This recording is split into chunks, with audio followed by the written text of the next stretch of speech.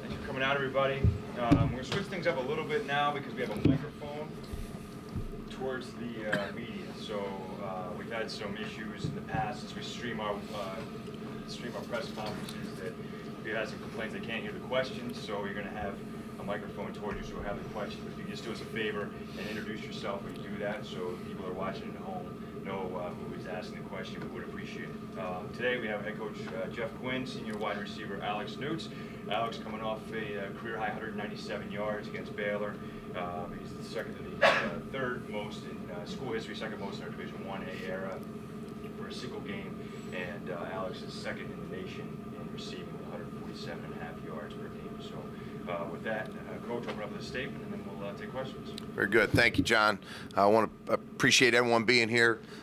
This past weekend was a very difficult game against a quality opponent. You know, looking at the schedule, we knew coming in to this season that both Ohio State and Baylor were two of the top football programs in the country.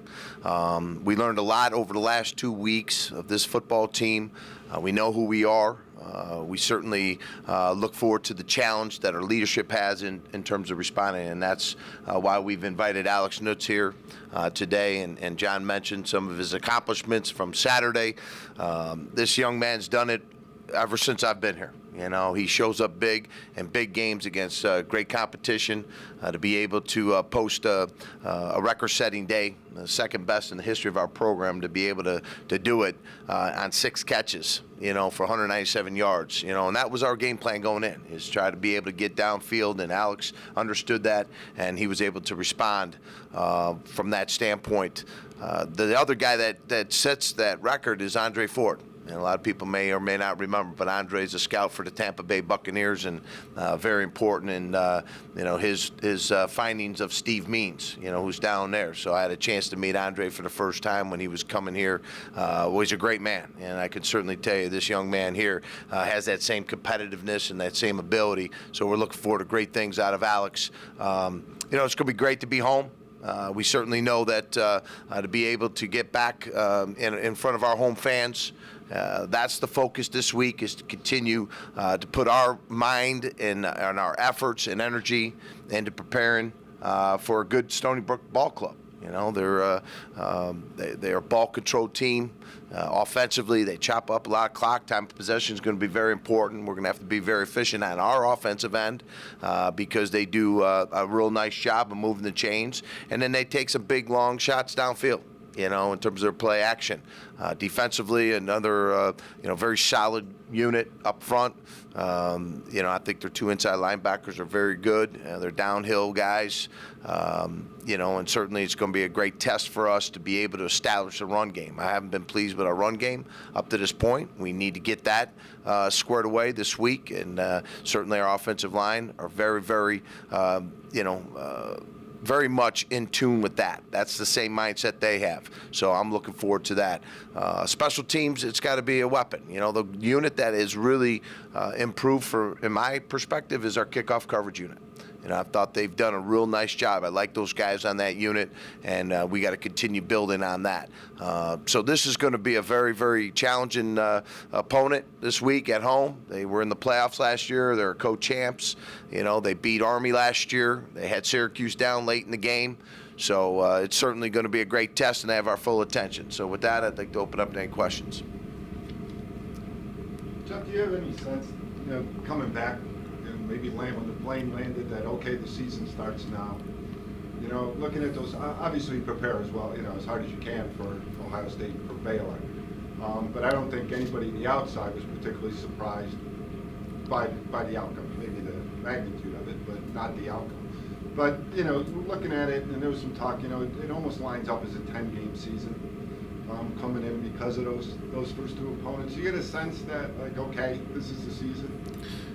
Well, it's a great question, Bob, because, you know, when I talk about how I want my team prepared, how my coaches, you know, we want to live in the moment, you know, so you focus on all the things that you talked about against, whether it's Ohio State or Baylor and Stony Brook. This is today is the day that I'm focusing all my energy and effort on, and how we get our kids prepared each and every single day is going to have an impact on the outcome of that game Saturday. So, I don't look too far ahead. I try to stay, like I said, in the moment, and certainly we have to secure our first win of the season, and that's all of our energy and effort and focus is on doing that. So, where it happens beyond that, we'll worry about what happens after this Saturday's game when that time comes. But right now, it's 100% on Stony Brook, and that's where I want these young men's mind and energy focus at this point.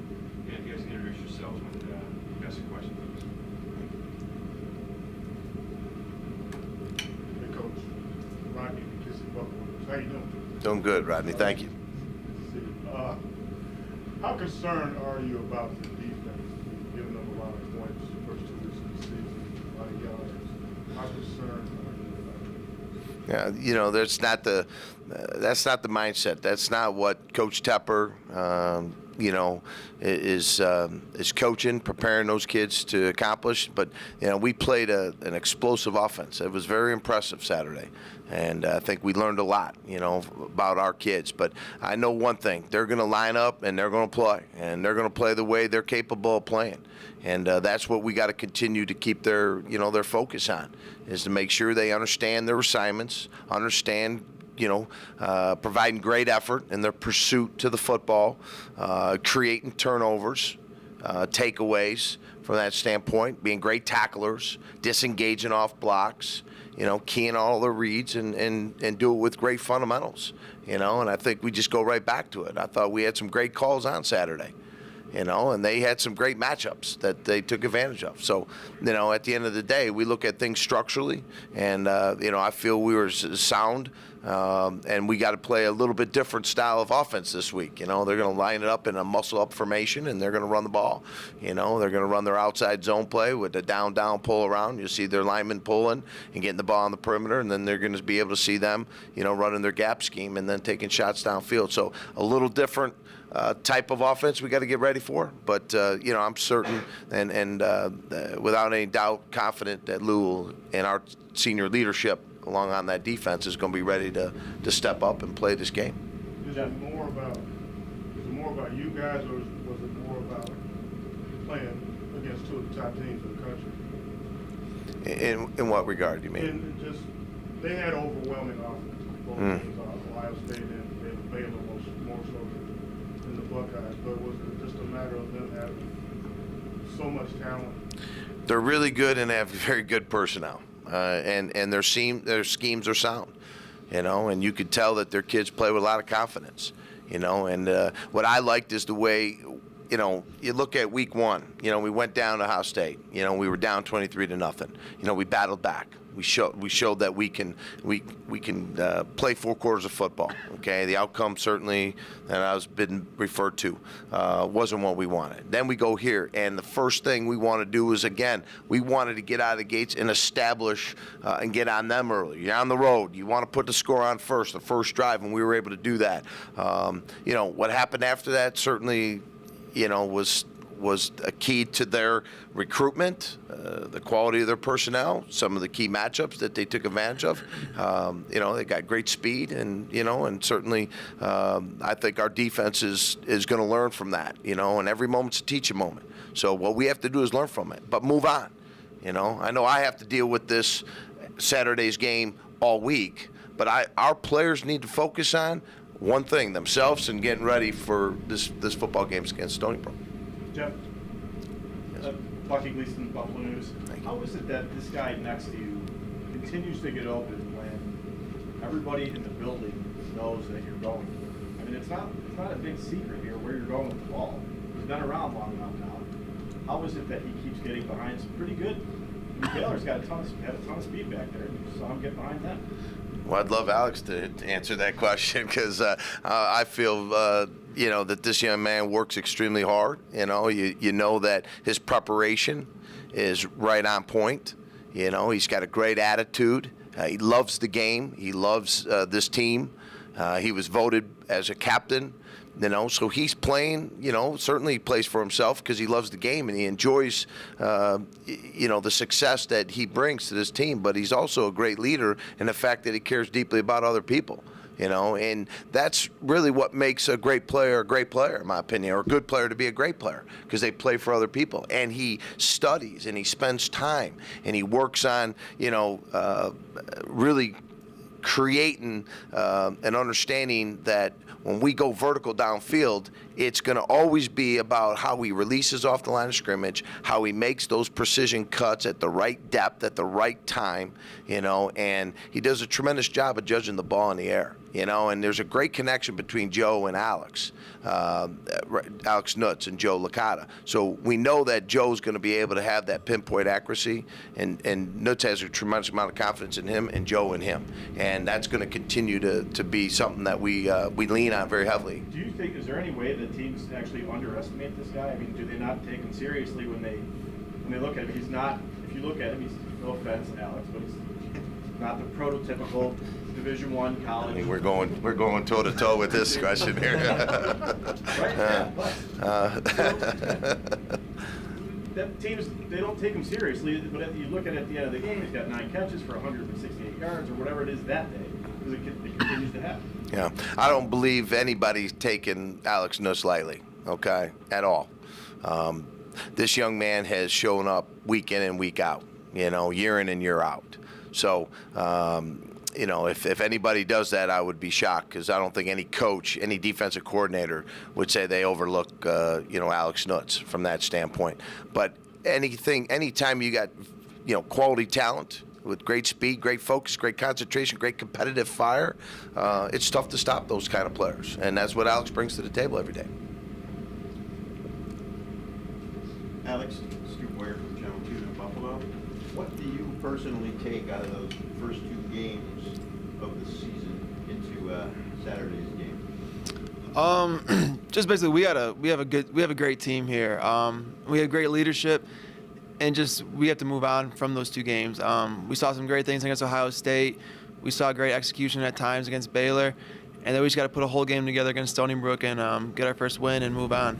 Where is your personal confidence level coming off that game against Baylor? It's personally, it's high. I mean, I had a good game, but personally, it's not going to get me very far. It's about the team, and but the good thing is, I think our team confidence is high. We're just excited to get back, have a chance to play in front of our home fans, get that hometown confidence, and just get a big win. Collectively, is it difficult to get rid of a game like the Baylor game? No. I mean, we always preach we have 24 hours to think about the game, forget about the game, and then you move on. If you sit and dwell on one game, I mean, you're going to lose the whole season. So you just move on Monday and then start preparing today. Talk about the combination that the chemistry the coach was just talking about that you and Joe Licata seem to have. Yeah, I think it's just something in the Western New York blood. He's from Will South, I'm from Grand Island, played against each other in high school. But it's more than that. We have a great relationship outside of football. We study film together almost every day. So we put a lot of work into what we've been doing here. Alex, Paul Peck from Bulls Radio Network.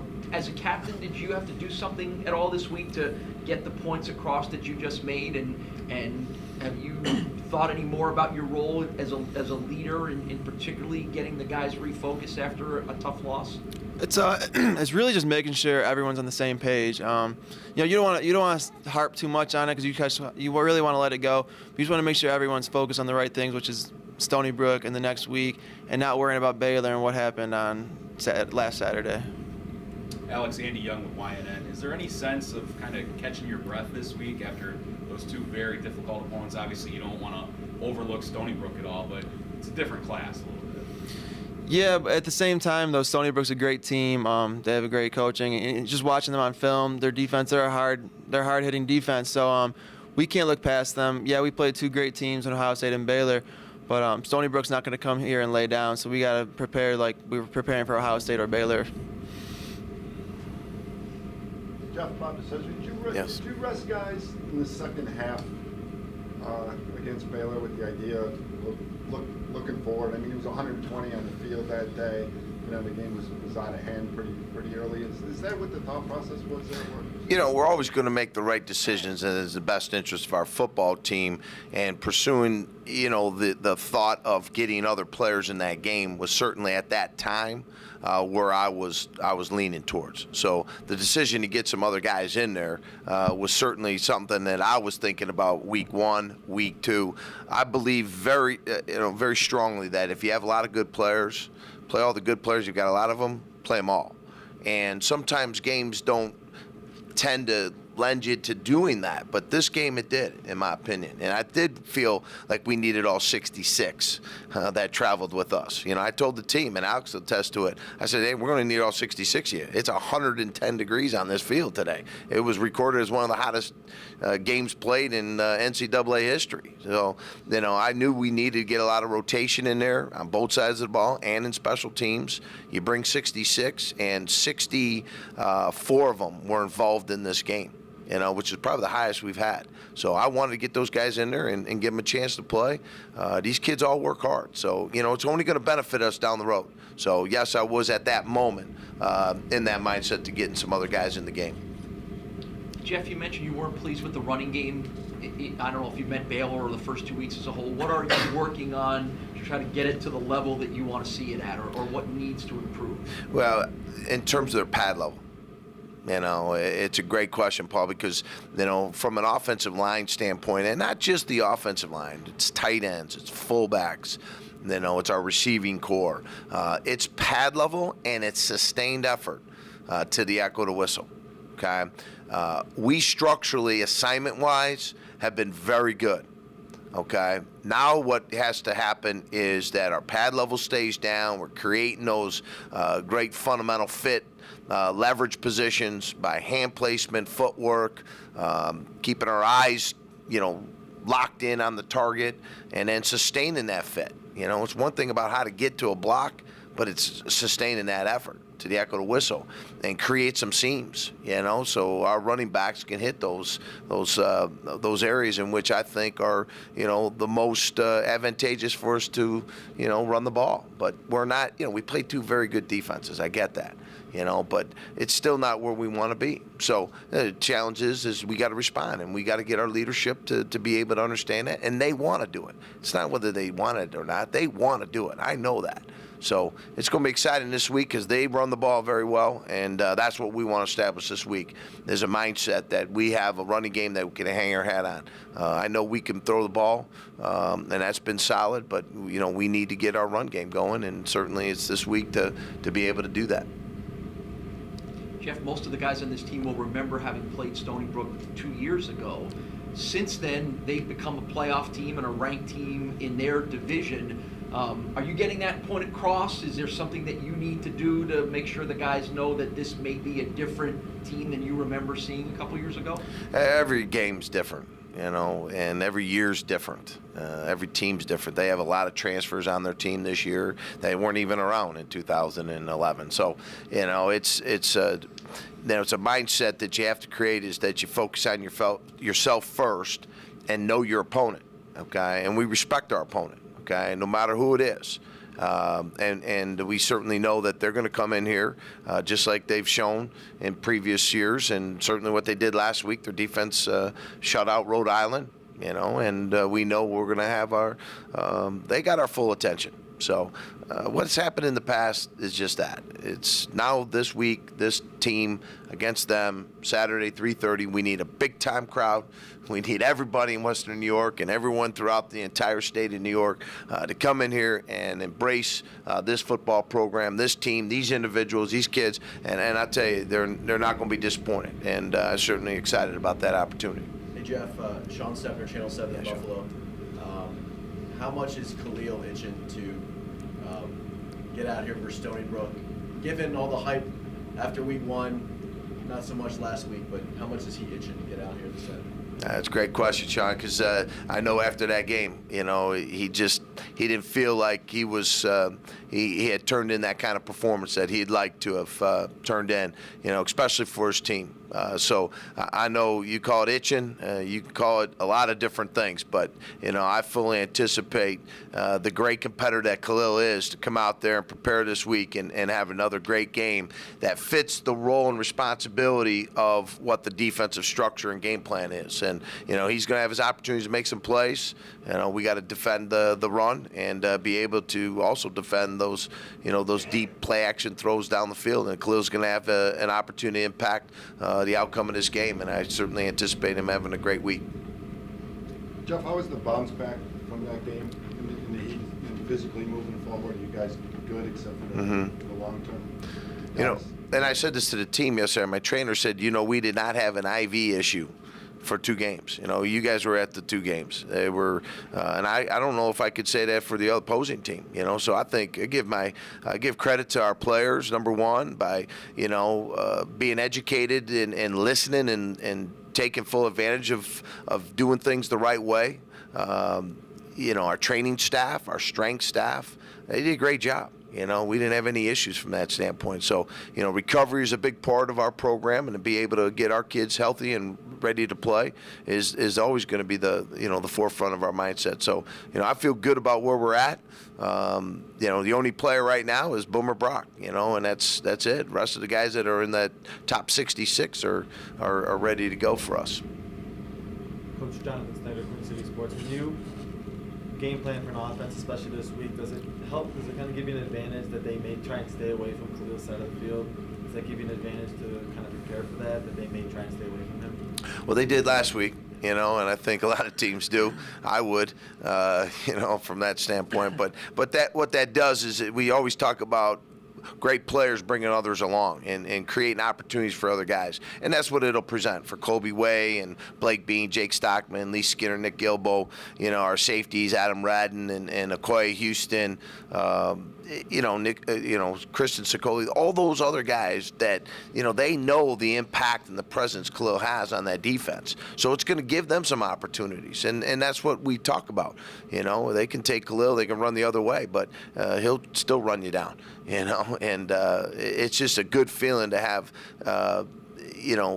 a defense that believes in each other, that care about one another, and they understand how important it is that they step up their level of play, and that's what great players do. They get other players to raise their level, and that's what Khalil's been doing in his football program. Coach Ben Tarr on the spectrum. The defensive backs have been kicked on the last 2 weeks. How do you get their confidence back up for the rest of the season? Well, that's why I hired Maurice Lindquist, who's my secondary coach. And I understand that question because it's certainly something that they have to come back and try to erase those things and go back to the fundamentals. Go back to watching film, watching yourself, paying close attention to your stance and, how are these receivers making their breaks and their cuts and their depths and those kinds of things. And those are all the things I want them to go back into doing, and being physical and competing and win when the ball's in the air. And when you get a couple big-time plays downfield, which we're going to have a chance to do that, and you break those plays up, you're going to gain some more confidence. So, they're going to be challenged again. But I believe in each and every one of those kids, and certainly our defensive secondary coaches. They'll do a great job. Dietzel and Coach Mo, they'll get those kids ready. And believe me, they're not going to allow this to affect this week, because they're so much more responsible and mature as young men. So we have to perform, and they have to have some confidence, and they got to get in that film room and to see, what they need to do to become better. Alex, Andy Young with YNN. Is it any easier to put what's happened the last 2 weeks behind you, knowing that your stated goals of a MAC championship and a bowl game, that's still out there, even though you're 0-2? Yeah, definitely. Like people are saying, it's like a 10-game schedule now. So yeah, 10 games, go 10-0, go win a MAC championship.